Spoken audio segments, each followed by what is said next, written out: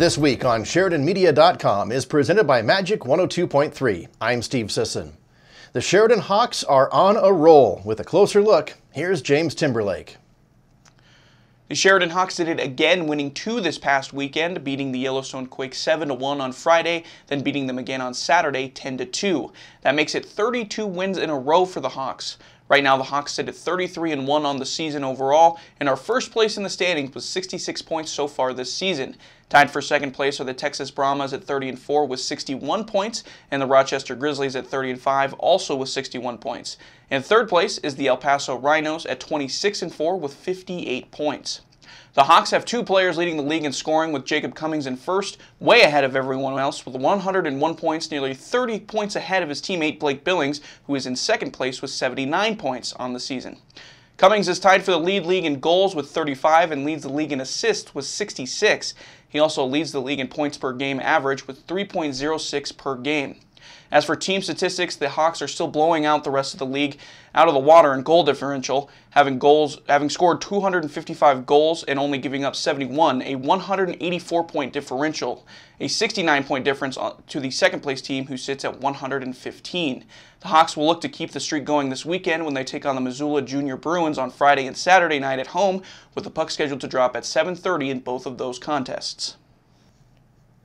The high school state basketball tournament gets underway in Casper on Friday. Stephen Treffler chatted with Sheridan High School head basketball coach Jeff Martini about their strategy as the Broncs prepare to open the tournament against the Riverton Wolverines.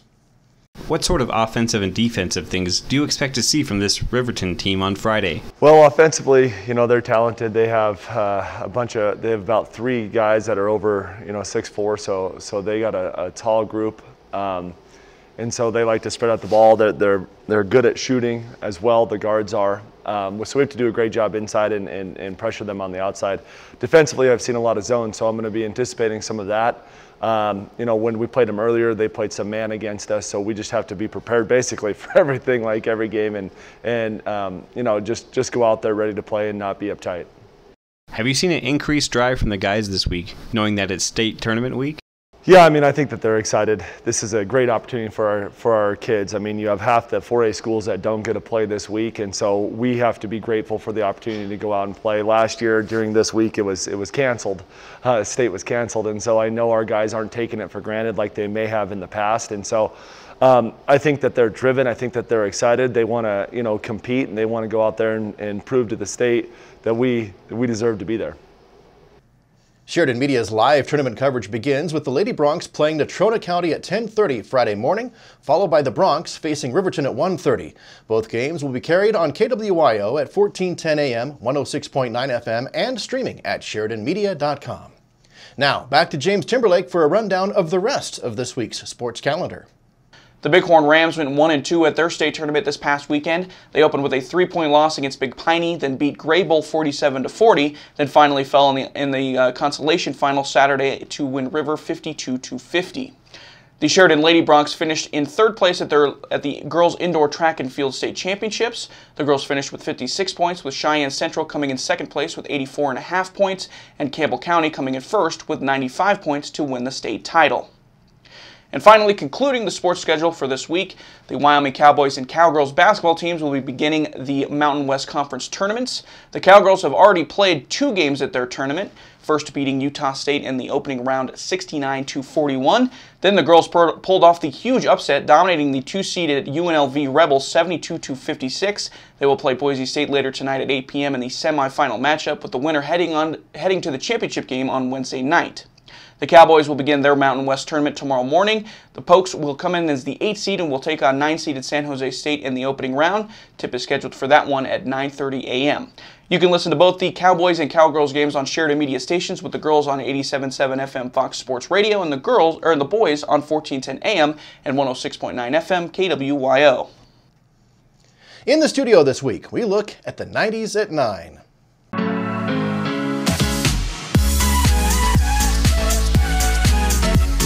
That song spent 14 weeks at number 1 on the Hot 100, which tied a record set by Whitney Houston just a couple of years earlier. Still to come on this edition of the 90s at 9, a song written by Gary Baker and Frank Myers that became a hit on 2 different charts at almost the same time. On this date in 1998, Dr. Dre's Aftermath Entertainment signed a then unknown rapper by the name of Eminem. A song that samples a 1972 song by Lynn Collins called Think About It. So from now on, we're gonna use what we got to get what we want.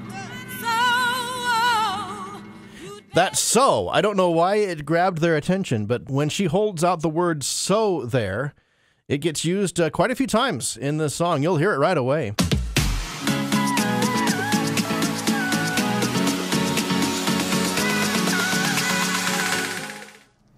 The 90s at 9 airs on Magic 102.3 every weekday at 9 a.m. with encore presentations at 9 p.m. and at 9 a.m. and 9 p.m. Saturday and Sunday. This week on SheridanMedia.com is presented by Magic 102.3, presenting familiar hits from the 90s through today with a fun, friendly focus on music and lifestyle. Magic 102.3 is a great companion for working out, and wherever you go at 102.3 FM and streaming at SheridanMedia.com. For news throughout the week and to listen to Sheridan Media radio stations live, go to SheridanMedia.com. I'm Steve Sisson. Have a great week.